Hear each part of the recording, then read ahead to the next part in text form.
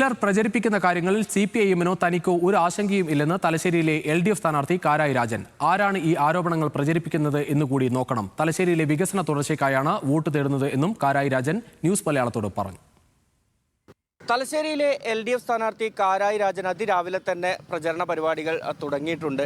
എങ്ങനെയാണ് അതിരാവിലെ തന്നെ എല്ലാ ദിവസവും പ്രചരണത്തിന് ഇറങ്ങുന്നുണ്ട്? വീടുകൾ കയറിയുള്ള പ്രചരണമാണോ കൂടുതൽ? ഇപ്പോൾ വീടുകളും സ്ഥാപനങ്ങളും കയറി പ്രചരണം നടത്തുകയാണ്. രാവിലെ തന്നെ ഇറങ്ങുന്നുണ്ട്. രാവിലെ പോയാലാണ് ആളുകളൊക്കെ കാണുക.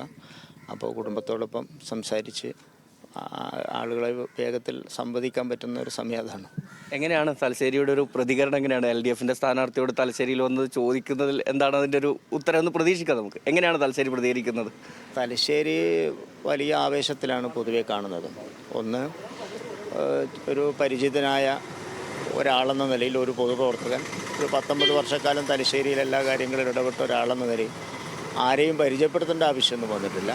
പൊതുവെ ഈ കാലം അത്രയും നടത്തിയ പ്രവർത്തനങ്ങളും ജനങ്ങളോടൊപ്പം നീങ്ങിയിട്ടുള്ള ഈ ഒരു അനുഭവമൊക്കെ വെച്ച് വളരെ ആവേശകരമായ പ്രതികരണമാണ് ബഹുജനങ്ങളിലും സാധാരണക്കാരിലും നമ്മുടെ LDF-ന്റെ പ്രവർത്തകരിലും ആ ഒരു പ്രതികരണം, ആവേശം കാണാനുണ്ട്. ഈ AN ഷംസീറുമായിട്ടുള്ളൊരു ബന്ധം, അദ്ദേഹത്തിൻ്റെ തുടർച്ച ഈ മണ്ഡലത്തിലേക്ക് അങ്ങനെ ഒരു MLA എന്ന രീതിയിൽ വരാൻ അടുത്ത സ്ഥാനാർത്ഥിയായിട്ട് വരികയാണ്. അപ്പോൾ അതിനെയൊക്കെ എങ്ങനെയാണ് കാണുന്നത്? ഞങ്ങളുടെ തെരഞ്ഞെടുപ്പ് ക്യാപ്ഷൻ തന്നെ വികസനം തുടരും എന്നാണ്. വികസനം തുടരുമെന്ന് പറഞ്ഞാൽ ഈ കഴിഞ്ഞ 10 വർഷക്കാലം സ്പീക്കർ എന്ന നിലയിൽ ഈ മണ്ഡലത്തിൻ്റെ പ്രതിനിധിയായി വമ്പിച്ച മുന്നേറ്റം തലശ്ശേരി മണ്ഡലത്തിൽ ഉണ്ടാക്കിയിട്ടുണ്ട്. അതിൻ്റെ ആ വഴിയിൽ തന്നെയാണ് മുമ്പോട്ട് പോകുന്നത്. ഈ ട്രേഡ് യൂണിയൻ പ്രവർത്തനത്തിൽ, സഹകരണ മേഖലയിൽ അങ്ങനെ താങ്കൾ കൈവയ്ക്കാത്ത മേഖലകളില്ല എന്ന് പറയാം. അതിൻ്റെയൊക്കെ ഒരു ഗുണം കൂടി ഈ തെരഞ്ഞെടുപ്പിൽ വോട്ടായി മാറും എന്ന പ്രതീക്ഷയിൽ തന്നെയാണോ? തീർച്ചയായിട്ടും.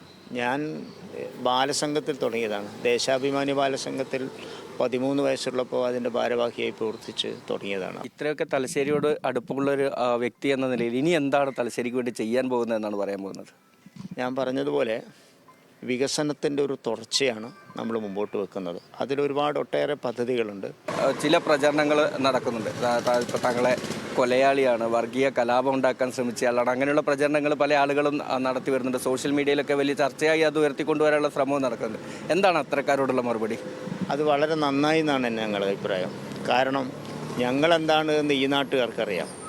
ഈ തലശ്ശേരിയിലെ മതനിരപേക്ഷ അടിത്തറ സംരക്ഷിക്കാൻ ഇവിടുത്തെ ഇടതുപക്ഷ പ്രസ്ഥാനവും അതിലെ ഓരോ പ്രവർത്തകനും വഹിച്ചിട്ടുള്ള പങ്ക്, അത് കാരായി രാജനായാലും ഇവിടുത്തെ ഓരോ പാർട്ടി പ്രവർത്തകനും വഹിച്ചിട്ടുള്ള പങ്ക് പകൽ പോലെ വ്യക്തമാണ്. നമ്മുടെയൊക്കെ ജീവിതവും രാഷ്ട്രീയവും ഒരു തുറന്ന പുസ്തകവുമാണ്. ഏതായാലും തലശ്ശേരിയിൽ വിജയം ഉറപ്പാട്, ഭൂരിപക്ഷം കൂടുമെന്ന പ്രതീക്ഷ തന്നെയാണ്. ഉറപ്പായും ഭൂരിപക്ഷം കൂടും. അപ്പോൾ എല്ലാവിധ വിജയാശംസകളും. ഏതായാലും കാരായി രാജൻ അദ്ദേഹത്തിൻ്റെ പ്രചരണ വിശേഷങ്ങൾ, ഒപ്പം തന്നെ തലശ്ശേരിക്ക് വേണ്ടി ഇനി എന്ത് ചെയ്യാൻ പോകുന്നു, അതിനൊപ്പം അദ്ദേഹത്തിനെതിരെ വലിയ രീതിയിൽ നടക്കുന്ന പ്രചരണങ്ങൾക്കുള്ള മറുപടി കൂടിയാണ് പറഞ്ഞത്.